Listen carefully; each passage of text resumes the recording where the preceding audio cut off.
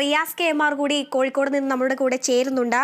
ഇപ്പോൾ അവിടെ സേവ് അർജുൻ ക്യാമ്പയിനുമായി നാട്ടുകാർ അർജുനായുള്ള തിരച്ചിൽ ഊർജിതമാക്കണമെന്നാവശ്യപ്പെട്ടാണ് പ്രതിഷേധം സംഘടിപ്പിച്ചിരിക്കുന്നത്. കോഴിക്കോട് തണ്ണീർപന്തലിലാണ് നാട്ടുകാർ ഇപ്പോൾ പ്രതിഷേധിക്കുന്നത്. ഇപ്പോൾ റിയാസ് KM ചേരുന്നുണ്ട്. റിയാസ്, നാട്ടുകാർ ഇപ്പോൾ അർജുന്റെ രക്ഷാപ്രവർത്തനം ഊർജിതമാക്കണമെന്നാവശ്യപ്പെട്ടുകൊണ്ടുള്ള ഒരു പ്രതിഷേധം സംഘടിപ്പിക്കുന്നു എന്നാണ് മനസ്സിലാക്കുന്നത്.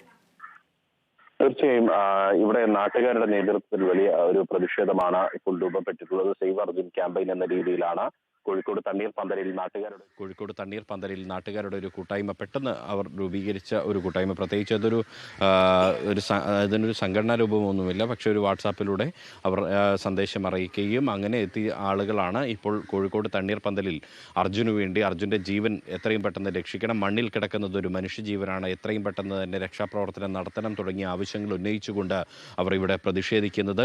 ഒപ്പം തന്നെ ഉള്ള ഒരു കാര്യം, ഇന്നലെ രാത്രിയിൽ ഇവിടെ ഈ അർജുൻ്റെ വീടിനോട് ചേർന്നുള്ള കണ്ണാടിക്കൽ ഈ വീടിൻ്റെ പരിസരത്ത് ഉള്ള ആളുകളെല്ലാം തന്നെ ഇന്നലെ രാത്രി 10 മണിയോടുകൂടി വലിയൊരു പ്രതിഷേധം അവർക്ക് സാധ്യമാകുന്ന രീതിയിലും പ്രതിഷേധം സംഘടിപ്പിച്ചിരുന്നു എന്നുള്ളതാണ്. കാരണം അർജുൻ്റെ രക്ഷാപ്രവർത്തനം വൈകുന്ന ഒരു സാഹചര്യം ഉണ്ടാകരുത് എന്നുള്ളതാണ് അവരുടെ ആവശ്യം. ഒപ്പം തന്നെ അല്പം മുൻപ് നമ്മൾ സംസാരിച്ചിരുന്ന അയൽവാസി KK രവീന്ദ്രൻ പറഞ്ഞ വാക്കുകൾ നമ്മൾ കേട്ടതാണ്. ഈ രക്ഷാപ്രവർത്തനം തുടങ്ങാൻ വൈകുന്നതും എന്നാൽ നേരത്തെ നിർത്തുന്നതും ആശങ്ക ജനിപ്പിക്കുന്നുണ്ട്. അർജുന് ജീവനോടുകൂടി രക്ഷപ്പെടുത്തി എടുക്കണം എന്നുള്ളതാണ് അവർ ആവശ്യപ്പെടുന്നത്.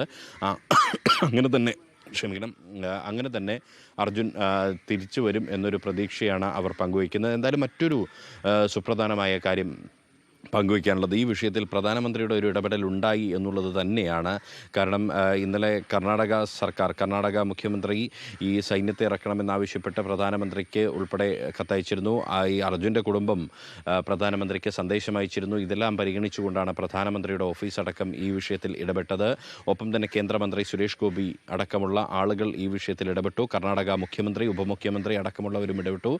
കേരള സർക്കാരും ഇടപെട്ടു. അങ്ങനെ ഒരു കേരള കർണാടക സർക്കാരുകളുടെ സംയുക്തമായ ഒരു ഏകോപനം സാധ്യമായ ഒരു നിമിഷം. നമുക്കിനി പ്രതീക്ഷയുടെ ഒരു മണിക്കൂറുകളാണ്. അല്പം കഴിഞ്ഞാൽ അവിടെ ബൽഗാമിൽ നിന്നുള്ള സൈന്യത്തിൻ്റെ യൂണിറ്റ് അവിടേക്ക് എത്തിയതിനു ശേഷം അവർ ആ പരിശോധന തെരച്ചിൽ സംവിധാനം ഉൾപ്പെടെ തുടങ്ങും എന്നുള്ളതാണ് അറിയാൻ.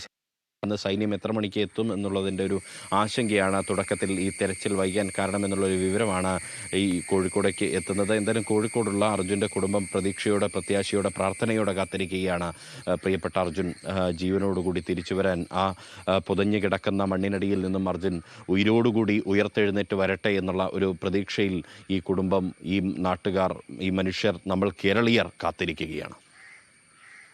റിയാസ്, അതേസമയം ഈ നിമിഷത്തിൽ കുടുംബത്തിന്റെ ഭാഗത്തുനിന്ന് ഏതെങ്കിലും തരത്തിലുള്ള പ്രതികരണങ്ങൾ നമുക്ക് ലഭിച്ചിട്ടുണ്ടോ? എന്തായാലും കുടുംബം മാധ്യമങ്ങളെ നേരിട്ട് അഭിമുഖീകരിക്കാനുള്ള ഒരു മാനസികാവസ്ഥയിലല്ല എന്ന് അറിയിച്ചിട്ടുണ്ട്. ഒരുപക്ഷെ അവർ ഈ മാധ്യമങ്ങൾക്ക്, അതായത് നമ്മളുമായി ഫോണിൽ സംസാരിച്ചിരുന്നു എന്നതിനപ്പുറത്തേക്ക്, കാരണം അവർ പറഞ്ഞത് അവർ പ്രതീക്ഷയോടെ കാത്തിരിക്കുകയാണ്, വല്ലാത്തൊരു മാനസികാവസ്ഥയിലൂടെയാണ് അവർ കടന്നു പോകുന്നത് എന്ന് പറയുന്നു. സ്വാഭാവികമായും ഈ അർജുനെ കണ്ടെത്താനുള്ള ശ്രമങ്ങൾ അതിൻ്റെ ഒരു നിർണായക ഘട്ടത്തിലേക്ക് എത്തുന്ന സമയത്ത് ഏതൊരു കുടുംബത്തെ സംബന്ധിച്ചായാലും അത് ഒരുപക്ഷെ നമ്മളായിരുന്നു െങ്കിൽ പോലും ഇതിനേക്കാൾ വൈകാരികമായി ചിന്തിക്കുന്ന ഒരു സമയമാണിത്.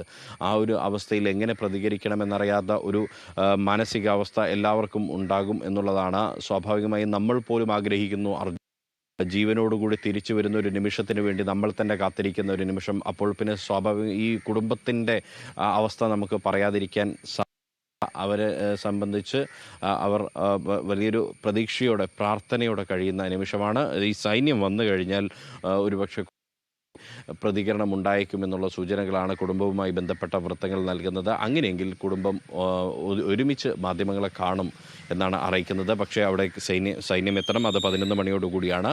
ഒരുപക്ഷെ 11 മണിക്ക് ശേഷം കുടുംബം മാധ്യമങ്ങളെ കാണാനുള്ള സാധ്യതയാണ് ഈ ഘട്ടത്തിൽ നമുക്ക് നൽകാൻ സാധിക്കുക.